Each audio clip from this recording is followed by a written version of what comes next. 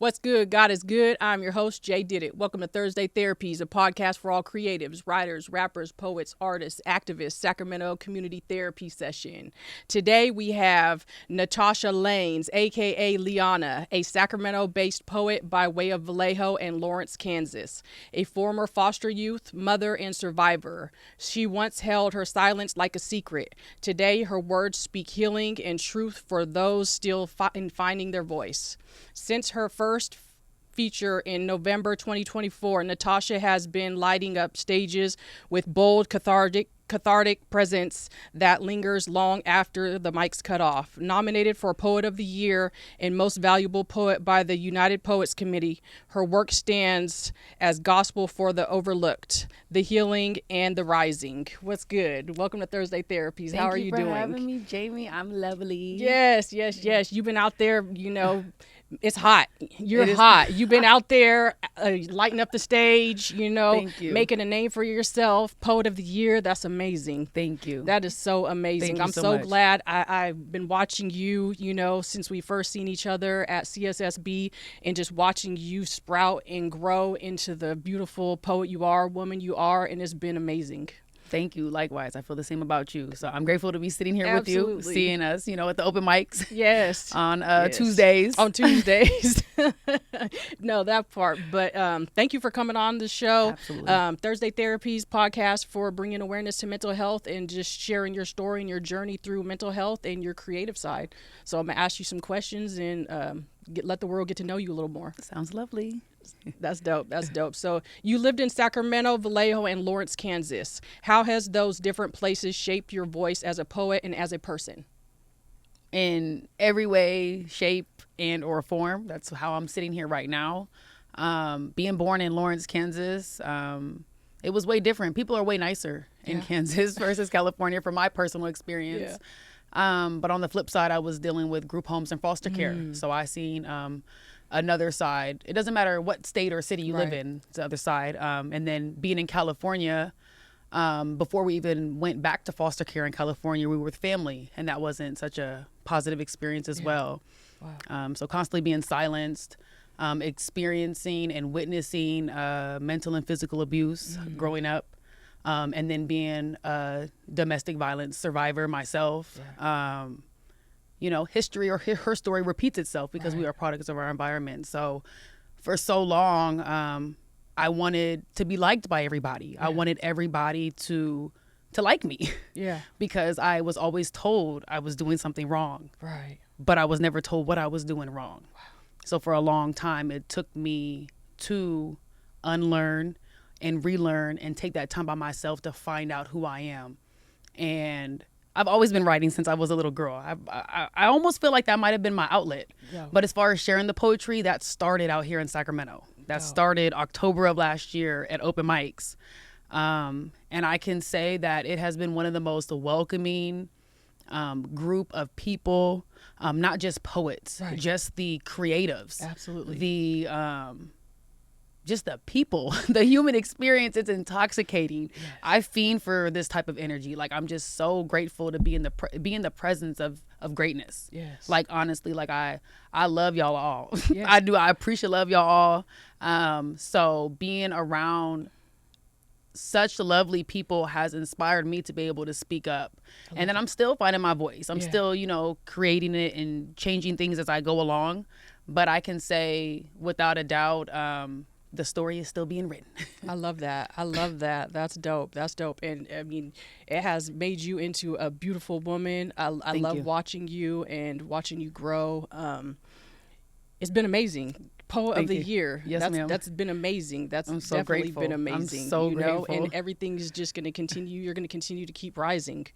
That's dope. And it's shaping you into such a bright light and influence to the world, and we need more people like you. You're great. You are great. So I don't want to influence. I get that word, but I feel like it's so it's one of those like overused words. I want to be able to impact people's minds when it comes to love. Really, like the domino effect that has with whatever it is that you want to do to be your whole own self, authentically and unapologetically. Yes. Like, that's so important. So if somebody can see me doing something I got a message from one of my old foster cousins. Wow.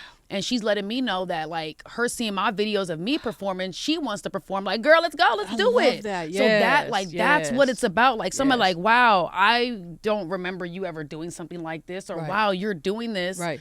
Hey, you can do it too if that's what you want to do, or you can come out. Like, there's other artists. Absolutely. We got other musicians. There's so much stuff going on. Just come out, experience it. That's dope. That's dope. That's dope. I love that for you. I love that for you. So what role did your experience as a former foster youth play in shaping your art and your perspective on healing?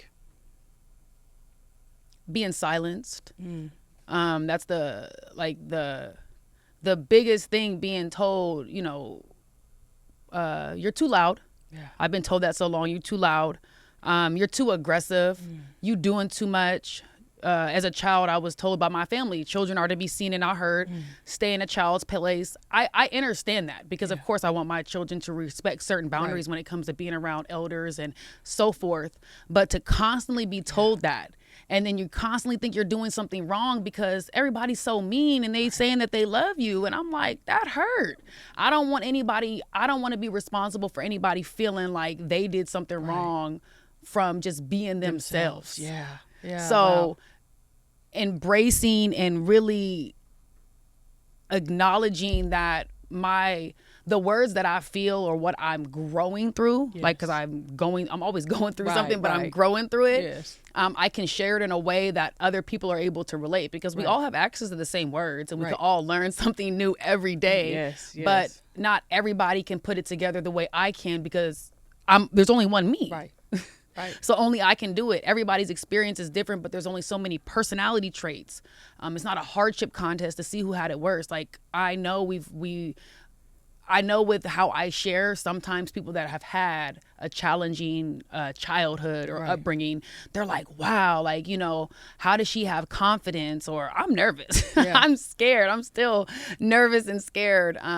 But that excitement to connect is what really drives me. And everything I give my flowers and my love to my angel, to my mom, to my grandma, because I am a piece of them, and so much that they have done in their lives, and that I'm still learning about that they've done. So I'm just grateful that everything that they said that I should do, I ignored that, and I had to learn how to zone that out and really look at myself in the mirror, and learn who I am.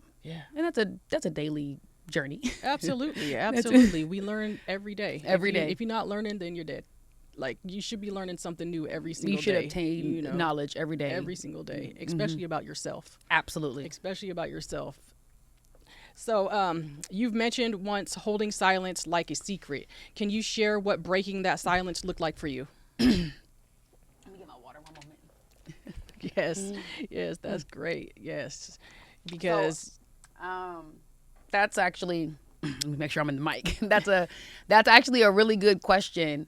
And I can say for myself, seeing my mother and father and my dad verbally and physically abuse my mom, to the point when I was a little girl, I would have to hold my hands over my ears. I got to find a corner to be in, being taken away by strangers to foster homes. And then having my own kids and experiencing manipulation, experiencing complete disrespect on a daily basis. And it's all types of abuse. And then, like, also the big elephant in the room is when it comes to addiction. And not knowing that, you know, energy doesn't die. It's transferred or it's amplified. So if I thought that was love, that's what I went through when it came to experiencing relationships for my own self without having any solid foundation, or somebody be like, or for me to reflect back on and say, hey, like, I remember this marriage or this relationship or this person told me this. I had to grow through it myself.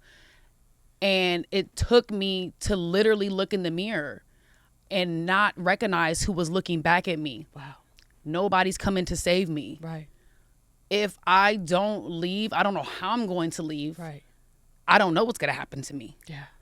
And it was like really to accept that, because sometimes you hear people make comments when somebody is in a domestic violence relationship, or somebody sees something like, oh, couldn't be me, I could just leave. Right. You need to be very mindful of those things that you say. Be careful. Because what you until you are in that situation, you have no idea the mental chaos and the strings and this, like, the ability these male species have to like look for where you lack, and then they fill those voids, but then they take it away. Yeah. So it's this puppeteer type of dance that's going on, and once you're going through it and you're being told that they made you do it, you know nothing then other than what they're telling you, because you're under this loop of this, what am I looking for? The loop of abuse. Yes. And that's what it was. It was a loop of abuse, and I had to like take a step back. Okay. It was brought to my attention that my grandfather physically and mentally abused my grandfather. Yeah. Then I was witnessing my dad mentally and physically abuse my mom. Police were being called. My mom's being taken away. We're in and out of foster care. I'm in group homes. We're with family that makes us feel like we're less than. And then I'm in my first relationship where I am under this impression that he loves me, but I know that I love him. Right. It's the vicious cycle. It's a vicious cycle. So for me to be able to like accept that I had to take some sort of responsibility. No, he didn't, like, I didn't do anything for him to make me do that. Right. But as far as me being in that relationship and being in that situation, I had to take responsibility for myself, but not only for myself, but for my boys, because they depend on me. Yes. So it's like, it doesn't happen overnight. It's for like, for me, I know they say like for women, they are emotionally checked out of the relationship before their body can physically leave. Yes. And that was for me. Yeah. Like I knew that I was leaving. Yeah. But it's not like, oh, girl, couldn't be me. Like, I mean, I couldn't tell you how many dozens of coworkers, would tell me before, like, he's blowing up your phone, like, you can't even hang out, or like, why do you look like that? Why are you crying? What is going on? Like, it's always, people know, people see. And then at the gas station, girls, they'll be like, girl, get in the car with us. I don't know.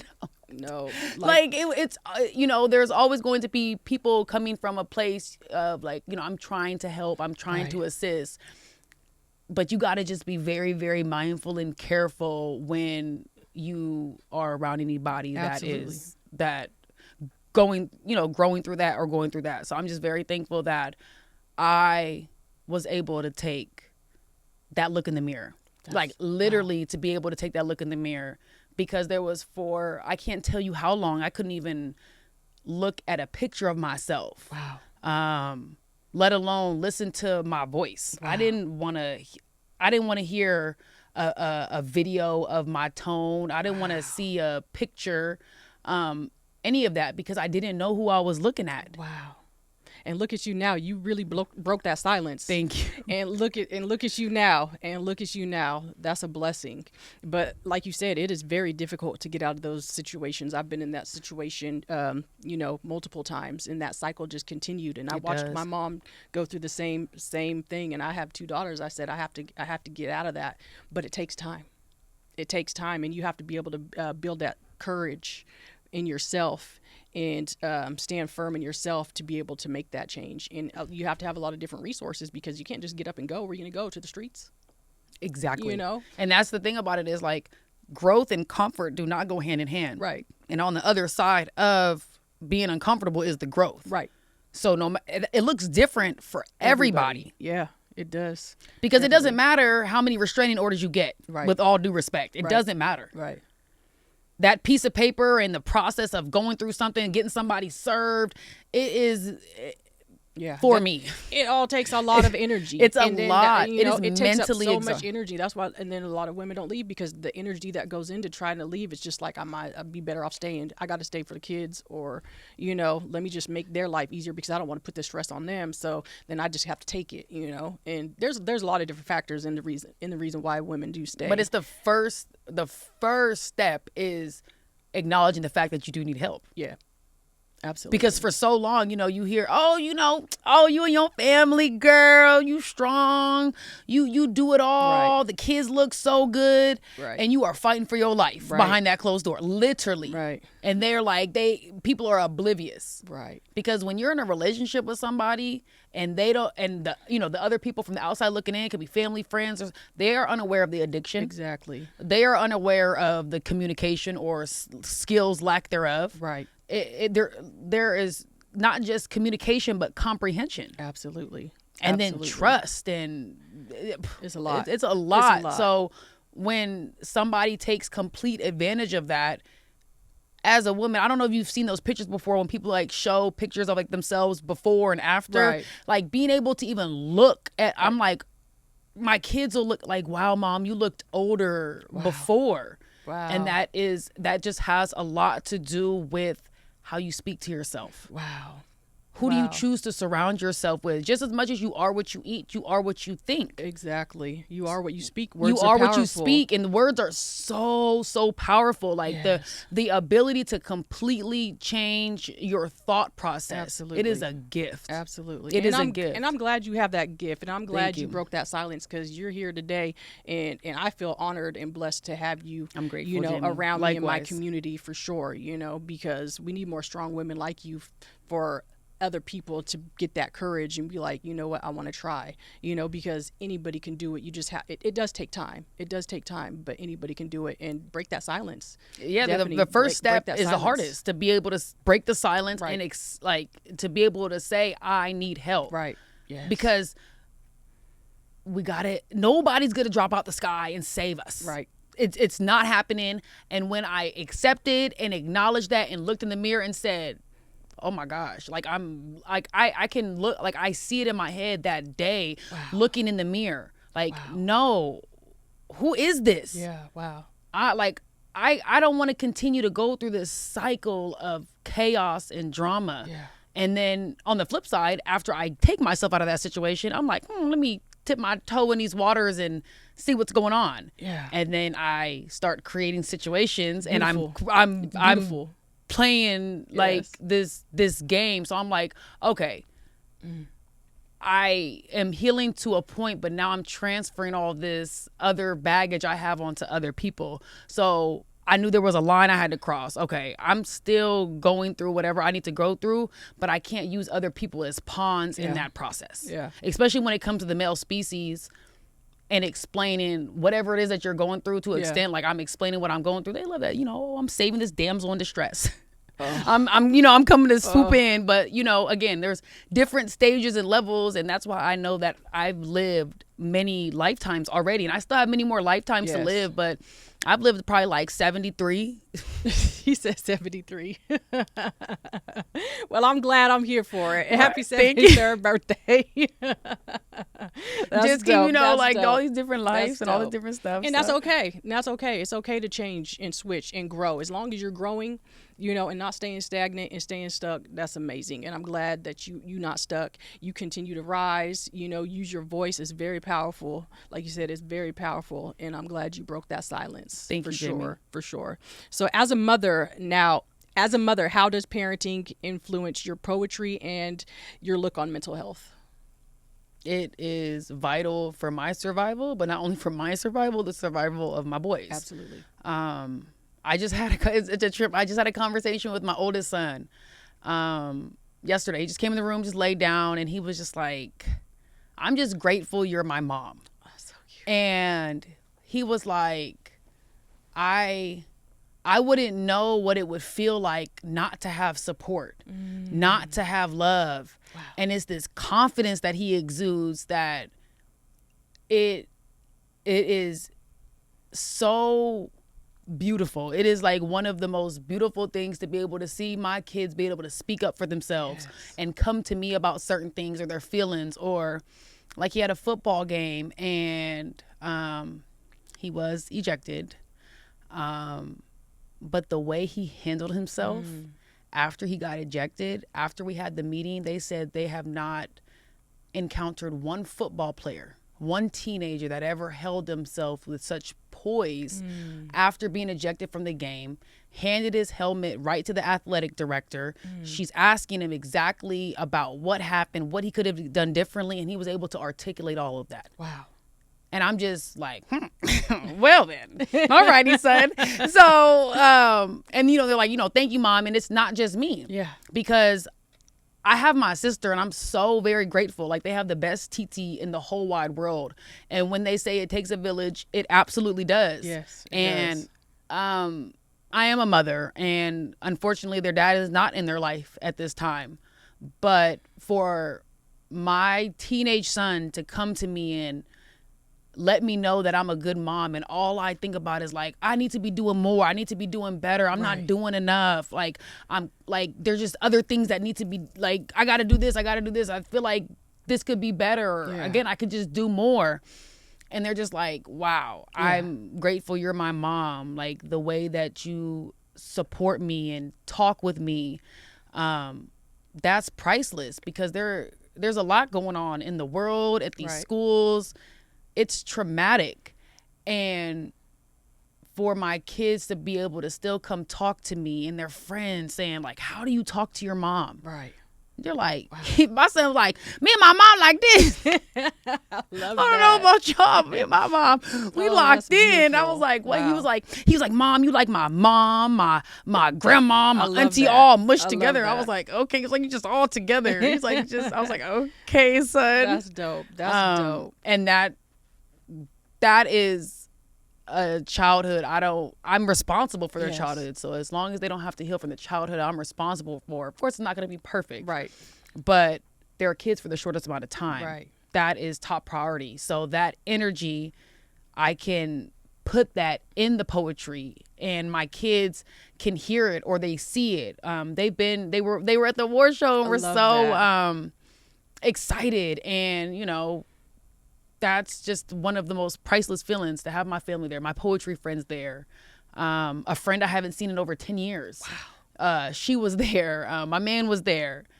To feel that is a great feeling. And then to meet other artists and people that haven't heard my poetry before, and they're touched by it, they're moved by it. That's priceless. So everything that has to do with how I'm trying to do things differently, it all goes into how I speak with my kids, how I'm parenting my children, how I'm talking to my boys, and being able to like channel that energy into my poetry when I'm sharing certain pieces, or how the energy can, come off and just continue to improve my performance. That's amazing. In total. They're doing great. You're doing such a great job, and I love that you shared that story about your son. That's one of the best feelings, is just to know that when you're not around, you were there, but you weren't right there, in his mind, to be able to guide him, but you guiding him in the right direction to be, an outstanding citizen,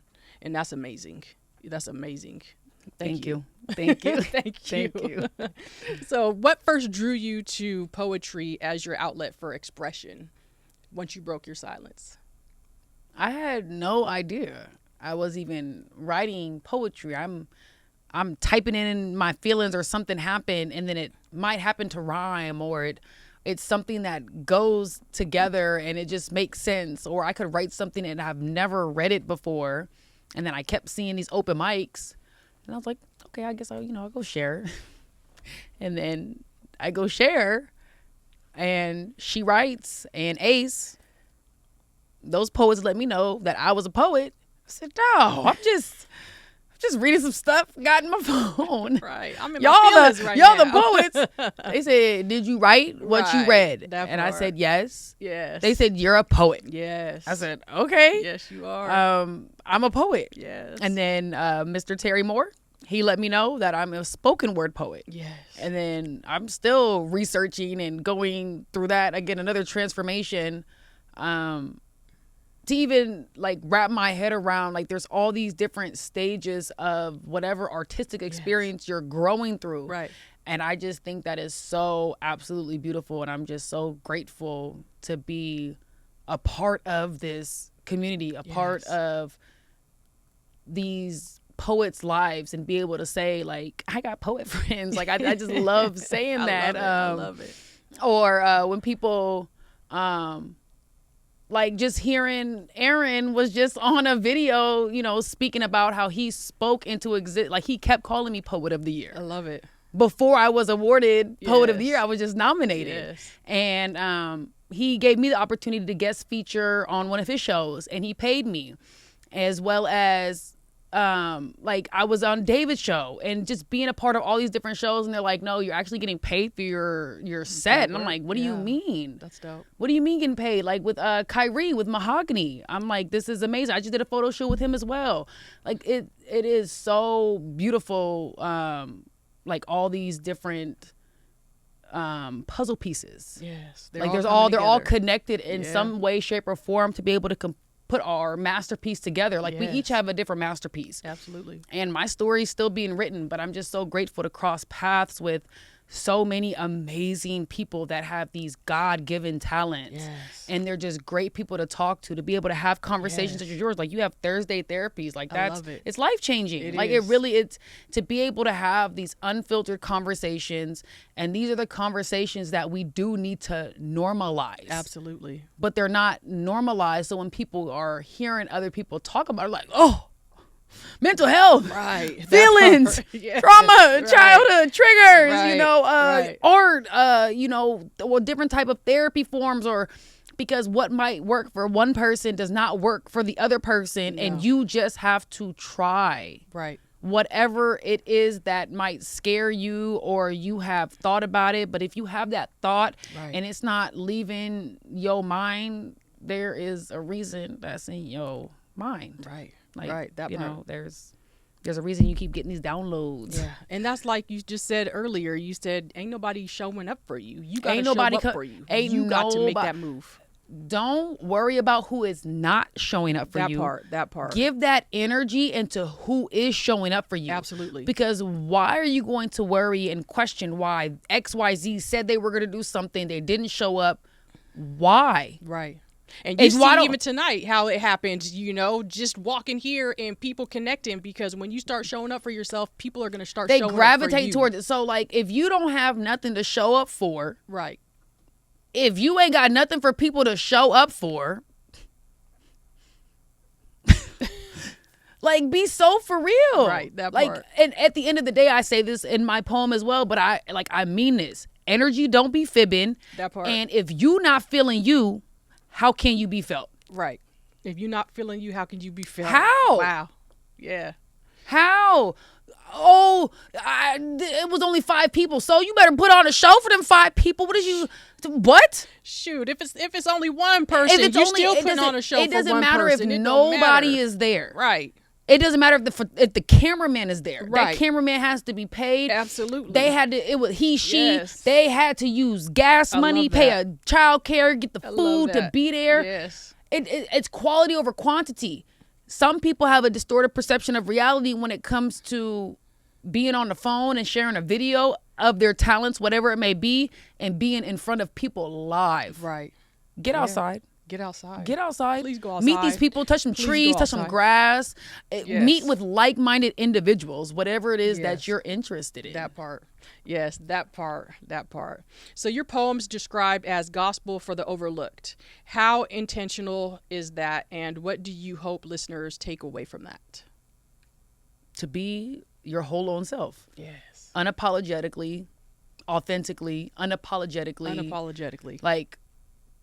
Like with all respectfully, disrespectfully, unfiltered, however you show up. If you feel that you're like clamming up, or you feel that you have to change or, shift who you are, you need to get away from them people. Right. You need to get away from them people, and you need to listen to your own self. Like our skin is like our largest organ on like our whole entire body. So like, you know, when you get scared or like startled, like the hair on your arm might like lift up or something, or when people be like, oh, I felt it, I knew that was gonna happen. Okay. Yeah. So we're gonna act like energy don't exist. Right. You know, like Right. come on now. We're gonna act Right. like, oh, I was, you know, so excited when that person remembered that, or Right. you know, feel it in your gut. you feel feel it in your gut, or you see it when parents or elders or family showing up for a child's event, the Right. graduation or the recital, and you see their eyes light up. Right. You see it with adults too, because I know I do it. Yeah. I don't know, yeah. like it's energy. Yes, absolutely. Like that energy is intoxicating for me. I fiend for that connection. Yes. So if I'm able to perform and share my set of my spoken word poetry and or the words that I put together this certain way, or I'm able to speak them with a certain type of tone, certain people will receive it. Some people were not. Like they're not going to be receptive, and that's okay. And that I'm okay with that. But the people that like are connecting with it and then they come and say something, I'm like, yes. I just did a small feature in Vallejo this past week, and my man was doing a comedy set, and I opened up and did a few poems, and this lady, because we left after that, she came, she's like, I want both of y'all Instagram. Like I didn't mean to scare you. I was like, no, girl, we love that. Like we, you know, like that's what it's about. If you see something that like somebody is doing something and like you like love what they're doing, let them know. Let them know. I really like what you're doing, or the way that you share that connected with me, or that inspired me, or I want to see more of what you do, or where are the other events, or anything that you see. If somebody is doing something, just share that. Absolutely. Let them know, because it's not my driving force, because I want like my own driving force to be myself. I don't like, oh, I need to have this many followers, like, you know, to get like, I'm not on that. No, that's not what I'm on. I just want to be able to connect with the people that have felt like they have been silenced for so long. Right. The current and or former foster youth. Right. It could be a childhood you had and you felt so misunderstood, and you might not feel like you relate to anything, and then I could be speaking about something, you're like, wait, what? Like I kind of, you know, feel that way too. Or it could be somebody that has absolutely no relation or similar childhood like mine, or they just like, wow. Yeah, that's you touch different. them. You hit them. That's you different. Definitely have a message, you know, that needs to be put out there, and you have a story to tell for sure, definitely. So I think that's amazing. Thank you. I think that's amazing. So, who were some of your inspirations, either poets, artists, or life influences, who gave you permission to use your voice? So hard, Jamie, because like I gotta get my list and write down. I don't want to forget nobody, so I'm gonna say, like, if I ever talk to you out here in the Sacramento area, I love you and you have inspired me. You know what I'm saying? But you know, I have to give it up to God. First and foremost. I'm gonna give it up to God, and I'm gonna give it up to my mama and my grandma, my angels. My most favorite foster mom, she's my angel as well. Her name was Eunice, just like my mom. That's not a common name. My auntie Edie, like, she is the best. I love my auntie Edie. My cousins, they're amazing. I love my cousin Ryan and Eric. My cousin Eric, he's like out there gonna be a pilot. Like that's dope. That's dope. That's dope. Yes, it is. My sister's like, I have the best sis ever. She's the best TT ever. I absolutely love her. And I have a little brother, you know. I love him. That's so amazing. I love you, Christoph. And my boys. But when it comes to like the poets and the artists, it's so many. Yeah. I don't want to like just point to one. Right. But I know like my poet mentor, Terry, he like shared I Am Georgia Me with me. I was watching some of her sets, like, and then the Saul Salwood, I think. And then Terry had me featured on my second show because it was Self Designs Art Gallery. They had me on my first one, so I can, Self Designs Art Gallery, give it up to Self and Love for sure. Self and Love, absolutely, for sure for them. And then Terry, Aaron, Kyrie, that's dope. And then Brendan Leak. I was on Love Jones on Terry's show in, I think that was May, and then I did my poetry set, and I kid you not, I did 2 poems. And I looked at them, and Terry was like, "That's it. Like, what are you doing? Get back up there." I was like, "That's all I got. That's all I got right now." Yeah. And then Brendan looked at me. He's like, "That's a good thing, because if they're telling you to get off the stage, they don't want you there." And that was the first time I seen Brendan perform live, and I was blown away. Yeah. That was amazing. But I just seen Brendan last month perform in Visalia. He invited me to go to. He was doing a workshop and he was doing a show. When I say I was boohooing, I was completely moved. That man put on a one-man show, and then I met another poet, Lady K. Wow. Blown away. Like, just phenomenally talented artists and people. But not only are they sharing poetry, they're doing it in this way that is like storytelling. Yeah. And then Ace does freestyle. Like, this is insane. Like, what do you mean you do freestyle poetry? Like, what? Dope. Like, what are we talking about here? Like, this is not normal type of stuff, but I don't want to be around normal type of stuff. Right. Absolutely. I don't want to be around. I don't, I need you to be so absorbed in who you are that you're still trying to figure that out. And I accept you for all those ways, shape, and forms. So I know I'm going to forget somebody, but please do not hold that against me. It's all good. It's all love. And Jamie, of course. And then my man, love. of course, Jarrell. And then his brother got a podcast, James, The Truth in the Trenches. Yes. That was my first I love them. Love Studio. him. Yes. That was the first time I was on the podcast. So now Yes. you're my second podcast. So I'm just very grateful that I'm able to experience people that are like doing their own thing. Like, that's what it, like, you know what I'm saying? Like, creating out here, creating their own world. And then they're like, hey, like, you got a message, you got some words I want you to share with my people. And I'm like, hey, that's dope. I love that. That's priceless. I love that for you. I love that for us. Yes, absolutely. Absolutely. So, do you see poetry as a form of therapy? And if so, how has it helped you process your own story? Well, I kind of like went over that. The whole yes, ma'am. 9 so yards. We covered that. Yep, it is.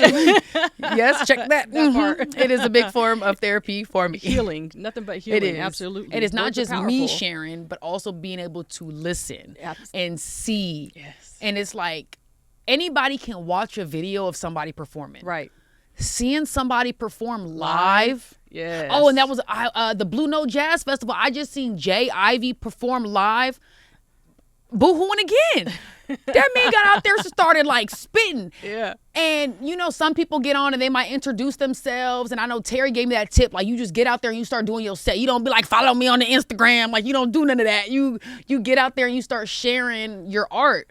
And when, like, I seen Earth, Wind, and Fire live. I couldn't believe it. I'm seeing like all these artists live. And then this man get on there and it's like something in my soul. I knew he was a poet. Yeah. And then he starts spitting and he's like, the way he's delivering, and I'm boohooing. But then I get the opportunity to look at him face to face as I'm leaving. My man is going to pick me up and I get to see him. It was him and Robert Glasper. And I broke down crying again, but I was able to give those men their flowers. And Robert Glasper's wife was right there. That's amazing. I said, thank y'all for amazing. doing what y'all are doing. Yeah. I said, I don't even know how I got here to be able to be there. I volunteered there, and I was paid for that as well. And I was overpaid for what I did to help them. Wow. Like, it was in the budget. And I was blown away. Wow. But I was able to give those men their flowers because I said, I've never seen so many Black people in one area with so much talent. And it didn't matter if, like, I'm in the back and there's just, I literally walk past Guapale. Like, we in the hallway. She don't know who I am. I know who she is. I'm like, hey, like, what? And she look at me like, who is this woman? You know, I gotta chill though, because I'm supposed to be the vibes behind the scene. But it was like just being able, and I seen Affion Crockett and Dion Cole. I let Dion Cole cut me in the line so he could get his snack. I just wanted to ask him for a picture because I was off the clock, so I was able to get my picture. But it was like a whole vibe That's dope. to be able to experience Black excellence. And it didn't matter. They didn't know my name, but they ended up finding my name. But they didn't know anything else other than just me wanting to make sure that they was good. Because if they're on backstage, I gotta make sure we got these chefs back here. We got award-winning chefs. They gotta try it, and I need to get it to them. They need napkins. Oh, they dropped the spoon. I gotta get that. I gotta make sure that these engineers got their food. Yeah, I gotta make sure that all the chefs back here got everything they need to be able to serve these people. Yeah, like it was just this whole type of, and it was outside. It was hot, but it was so much fun. That's amazing. So I got that moment to be able to thank them for doing that. Yes. Because that was a life-changing experience for me as well. It is amazing. Like, a concert is one thing, but a festival, absolutely. a festival with Black people, like, not just all Black. I'm just saying, like, the highlight is literally like the Black music experience, like that. Yes. That's a vibe. So I'm very grateful to be around that. And then shout out to Zaisha, Black Women in Poetry. She connected me with her aunt's friend, and I was able to volunteer. That's amazing. But then, we have events coming up in November. Zaisha that's amazing. I love that for asked you. me to be the co-director. I told her, I don't know what I'm doing. I'm doing the best I can. You got this, girl. You got this. We all here for it. Let me know when I said, is. we're gonna do this. We got this. All right, Zaisha, yes. we got this, girl. So that's amazing. So that is amazing. And I got her, my girl J Ro. Yes, I love her. I love me J some Ro. J-Ro. Shout out J Ro. Shout out to J Ro. J Ro, when you coming on Thursday no, Therapies? for real. When you coming over to Thursday Therapies? And David, Xavier, Laura. Yes. Man, yes. I don't want to forget nobody, but it's just so many. I really appreciate y'all all. Yes, I do. Sacramento's got a lot of dope artists, poets. Lucky, the music. I just met him, the musician. Yes, yeah, Lucky, he's dope. Just amazing. It's amazing. That's dope. Like, we could sit here and say that. No, all night. for real. Like, we just what about just they all amazing. Absolutely. I'm gonna switch gears a little bit. So, what are some coping tools that you practice that help you stay grounded during difficult times? I mean, I know you're growing and learning and healing and navigating right now, but what keeps you grounded? What tools do you use? Ugly crying. Okay. Do you look at yourself in the mirror when you do? I do. Okay. I look at myself in the mirror. Sometimes I might, because I'm like, oh my God, girl, you just so ugly right now. And that's okay. But being able to acknowledge why I'm doing it. But then if I can control where I'm crying, then when I'm in an environment I don't have the ability to control it. Right. Like, I don't want to be in that situation. So if I do feel these emotions arising, I'm able to pull it back in. Yeah. But if I don't have these moments where I can't express it, go on my walks, really listen to the birds, really connect with nature, talk to my family, talk to my friends, go see my friends. Like one of my best friends, she had a baby, and Violet, my best friend Natalie, I love you, girl. I went to go see Violet Grace, and after I won, they took me out to lunch and they bought me flowers. Oh, that's so sweet. But it's amazing when you go out, to see your friends. We can always call and text, but really able to meet up and talk and being able to hold, that's my niece, being able to hold my niece like that. It's beautiful. It's really beautiful to being able to reconnect with your friends, your family, and see them navigating life, and just being able to reconnect, still talk, catch up, eat some food. That's the beautiful life human experience. And holding myself accountable, but also giving myself grace, but also holding myself accountable, because nobody's coming to save me. Right. And just keep writing, and keep sharing, keep having conversations with like-minded individuals. Absolutely. Listening to my heart. That's dope. That's listen to your heart. Yeah, it'll And guide praying you every time. Yes, Lord. Yes, Lord. Got to pray. Yes. So, many people in foster care in marginalized communities struggle with feeling unseen. What message do you want to send them about healing and resilience? You didn't do anything wrong. You did absolutely nothing wrong. And their inability to hold that space for you, whoever did hurt you, whoever did said or did, forgive them. Yeah. You don't have to forget. Like I'm everybody's different, but I know for me, I've had to forgive. I cannot forget, but I have forgiven with all due respect. You didn't do anything wrong, and you're not broken. No matter what they may say when it comes to who you are, nobody knows you like you. Right. Listen to your heart. Do what you need to do for yourself. Period. Like, you're irreplaceable. Those people that you're like, oh my gosh, they told me that they would be with me for the rest of my life. They told me that they would never do me like that. Use your discernment. Listen to your heart. Be very mindful of how you're speaking to yourself, how you're talking to yourself, and be very mindful of the people that no matter what you're talking to them about, they're always doubting what it is that you want to do. So sometimes you do have to be mindful. You can't overshare with certain people. And if you feel that you can't overshare with certain people, maybe those aren't your people. Right. They might not be like, be very mindful when you're sharing good news with somebody and how they're receptive to that and how they're reacting. If they're still popping off at negativity, then you probably need to just quietly exit out the back and do not return. Wow. Like, everybody's going to have their moments where they're going to need to be in isolation, especially when they come from a different type of childhood. Right. They go through those times of isolation and it doesn't really make sense, but they just need a moment before they can respond or, interact again. But at the end of the day, as a child growing up in a traumatic environment, however horrific it is, no child deserves to go through that, because as a child, we're so innocent, and all we're trying to figure out is what love means, what life means, what makes us happy, what food we want to eat, go exploring, just navigating life and learning it from where we're literally seeing it.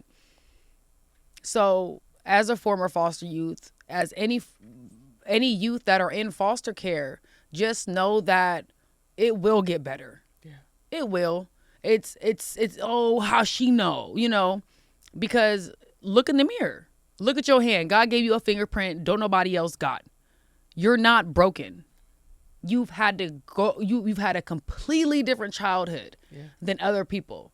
But there are people that have had a similar childhood like yours. There are people that are on the other side of it. And I'm still healing through it. I'm still growing through it. I'm not sitting here saying, yep, I'm healed. Oh, no. And I'm flawed. I'm imperfect. I'm not perfect at all. Right. But the biggest one is you did nothing wrong.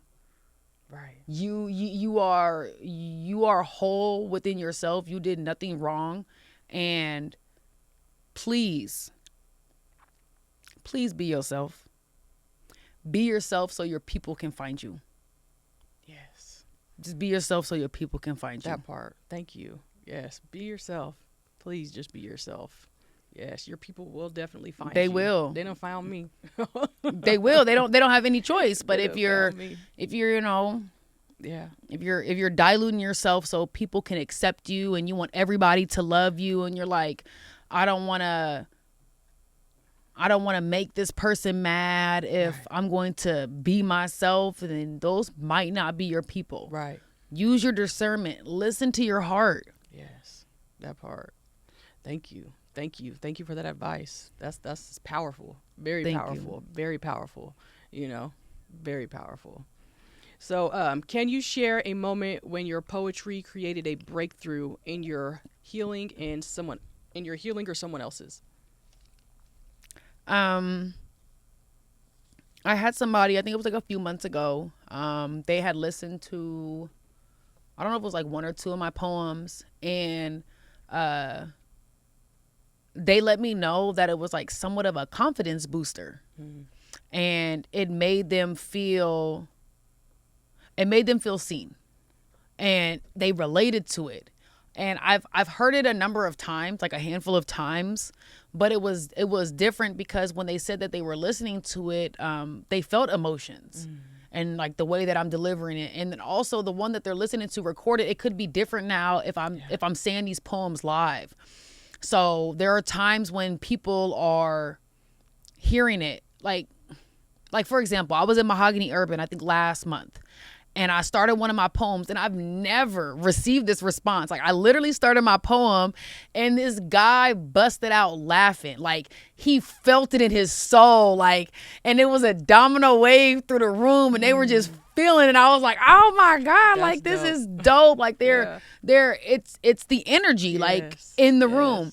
And even though that line may have not been a comedic line, like that wasn't the energy I was thinking I was going to give off, but that's what's the beauty of how I deliver it, and who may be in the audience. They may receive it differently. So I feel like that was moving for me to be able to have that. And then I because I like, of course I'm gonna start laughing. It caught me completely off guard because he's laughing from his soul. So then I'm able to start over, but I'm also able to interact with the audience as well. And I think that's a beautiful thing. Not just getting up there, sharing my poetry and then that's it, but really engaging and speaking. That's what makes it a more impersonal experience. So I think those times, when the woman came and asked for our social medias, like that moves me. A woman came and said that she has been out of town but has been watching my page, and she was fangirling and was so excited to see me. I said, girl, you ain't got the fangirl over me. Don't be fangirling over me. You're going to be crying up here, girl. What you mean? And it was like, we happen to be wearing the same color too. That was Miss Lovey when she came. I love that was just amazing, like seeing her and her man, they all dressed up. I'm like, girl, what you mean? She's like, I'm here to see you. I'm like, girl, what you mean? So that's powerful. That's not the only reason, but that's one of the many. Is again, it's being able to connect and share, and it opens up a different type of conversation.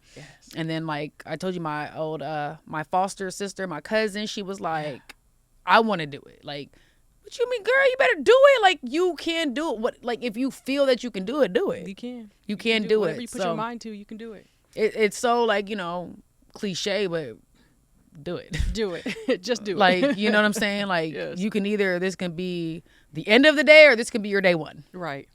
End of the day or day one. That's up to you. That's nice. That's nice. So, you've been nominated for Poet of the Year and MVP Poet. How did that recognition impact your confidence and purpose? Again, it's not a moving force. Right. It was like a hug to my heart, though. Nice. Like, I felt great when he let me know that. So now being awarded the Poet of the Year, I am just truly grateful. I'm so honored. How amazing to know that, like, my name is being talked about in whatever type of capacity. Yes. But, if it's in any sort of negative light, I really trust that you seek whatever it is that you're looking for. Right. And if it's something that I did, you need to come talk to me about it. Again, as much as I fiend for a healthy, intoxicating, lively conversation, I fiend for the uncomfortable. Yeah. Because, again, I'm not perfect. I am flawed, and I'm still growing and learning. Right. So I'm not going to sit up here. You're not growing. Exactly. Because, again, what's on the other side of being uncomfortable is growth. Right. So if you're comfortable, you're not growing. Right. You're chilling. Chilling in the building. Is all right, but get back chilling up. Exactly. Get up. Stand. Get back up. We need y'all to get up. Yes. And go outside. If you want to go to the club, that's your business. I'm just saying, there's a lot of events going on. There's always artists being showcased. You got special guests. You got poets, musicians, singers, rappers, painters. You got dancers, all dancers, playing instruments. Yes. It's all type of stuff going on. Yes. So what does poet MVP mean to you personally? It means I got a lot more work to do. I'm not like, I'm like, right. Like when he even called me and let me know, I said, I have a lot of work to do. And I make those comments in my poem, in my one of my poems, like, never doing too much. I'm not doing enough. Right. And look at me. I'm just eating my words up, because I'm literally like, I'm eating my words up. I'm honored, like, to be able to know, again, through these other poets and or artists or whoever these other promoters of shows, whoever, again, whoever's having the talks, right, however it goes, yeah, I'm honored and I'm grateful. But then, like I said, when he told me that, when I was even being nominated, I was like, oh my gosh, I gotta get I need to do something different. Yeah, I don't know what it is. I just have to do something different, and nobody can do it how I can do it, but I'm gonna have to just do something different. And then I'm at that show, and he's giving out everybody awards, and then he's going into me, and he's like, Poet of the Year. I'm like, wait, what?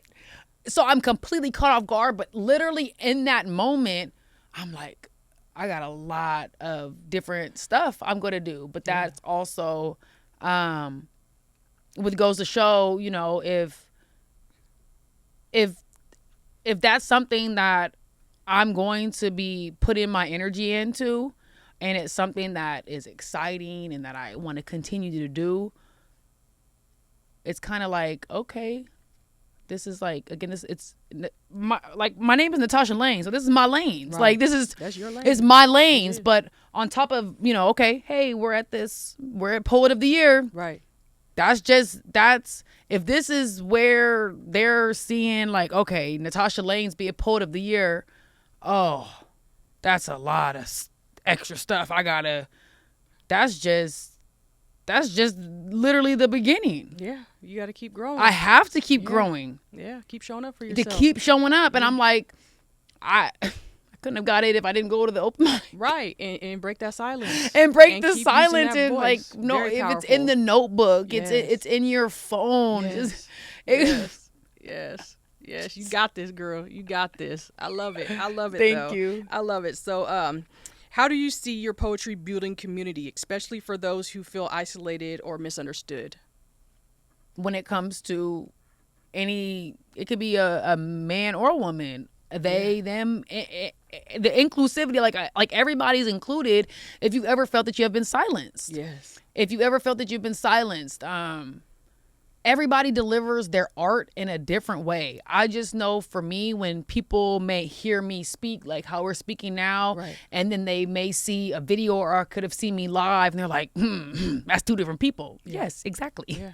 That's the beauty of it, is when however you do what you want to do, you get to do that. So right, if I'm able to do that, and then people are like, oh, wow, you can do however it is that you want to do it. Yes. Yeah. That's the beauty of it. Whatever may come natural to you or may be something that you want to work on, just do that. However it may look for you is going to look different for somebody else. Right. Because no matter what, when somebody's telling me, oh my God, that was amazing, or you did that, I'm going back like, I effed up. I fudged. I slipped. I missed a word. Yeah. I think I might have tripped a little bit. Right. Did I have a sweat mark? Like, yeah. Was my hair a certain way? Were my glasses falling off? Was I sweating? Right. Should I have been holding the mic, or should I have been on the stand? There's all these different things that are going through my mind. They're like, oh my gosh, you did that. I'm like, there's more. That you have seen nothing yet, because I just still know there's so much more to do. But when it comes to people being able to see that and like, wow, I can speak up for myself because I can use my voice. Yes. So if I'm able to use my voice and I can bring people together to be able to have these uncomfortable conversations, to be able to shed light on what's not being it's not being lit up. Yeah. We need to lit it up. Yeah. When it comes to mental health, self-care, self-love, growth, discipline, consistency, whatever steps you need to take to do whatever it is that you want to do. Who do you want to reach out to? You know what I'm saying? What community, wherever you're going to go, who do you want to talk to? Because there are resources. You just have to get out there and say something. Absolutely. And however that's going to start for you on social media, or you're going to get out, or, you know, there's just so many different ways. So I just want to continue to be a conduit of love. Absolutely. So being able to do that with love, in love, and continuing to learn and grow. Yes. And be the best me I can be and grow each and every day. That's beautiful. And I'm here for it. I'm here for it. 100%. So if you could speak to the younger version of yourself, the one who kept silent, what would you say to her today? Every little thing's gonna be all right. And again, I'm still writing the story. The story is still being written. I'm still growing through it. But like I mentioned earlier, you did nothing wrong. Right. There's nothing wrong with you. I'm so sorry you felt like you had to dim your light to make these grown-ups feel comfortable. And then dealing with that, then dealing with bullying at school. How much that dampened my confidence growing up. But if I didn't grow through those situations where my confidence was dampened, I don't know if I would have had this much confidence. But I didn't need to be stronger when I was younger. I needed more love. So now, sometimes I can get really excited, and my voice may be louder than others. That's the way that my energy exudes, and some people they can be taken aback by that. But I think now, where I stand now, with being okay with that, not watering myself down or toning it down like when I was younger to make other people feel more comfortable, but just being who I am. And then if those people are uncomfortable, they can walk away. That part. They can go away, but not changing or diluting myself.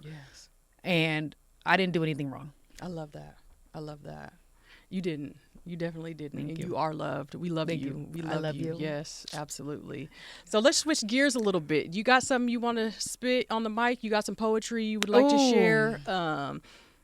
Do I want to share something? Let's let everybody know who's watching Thursday Therapies. Okay. I'm like, which way am I going to go? I'm going to do like a clip of one of them. Let's see. Understanding more, it is not always what the naked eye may see.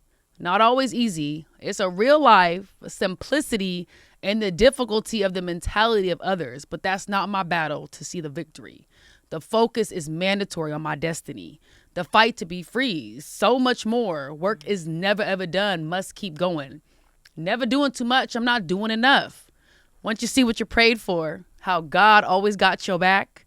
You ain't ever operating in a space of lack. Look at your whole own self. Absolute work of art. Anything you put your mind to, you gonna go far. Yes. Natascha Lanes. Yes. That's what I'm talking about. Thank you. You speaking facts, nothing but facts, and it feels good. It made my heart feel good just to hear you say that, because I'm just like, I've been hearing you say it, but to be able to know, and I know what words are coming next, I'm just like, I know her. Thank you. She's tight. I love that. Thank you. So where can people find you?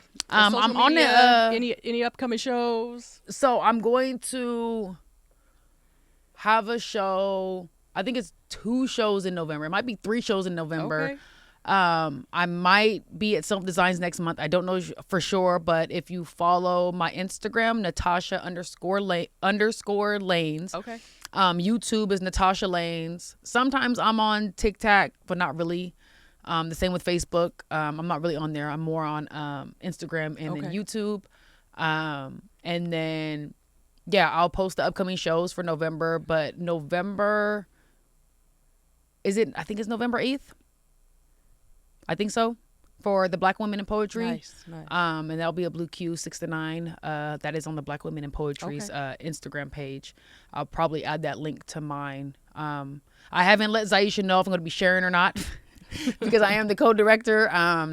But we do have 3 poets, and I'm not finna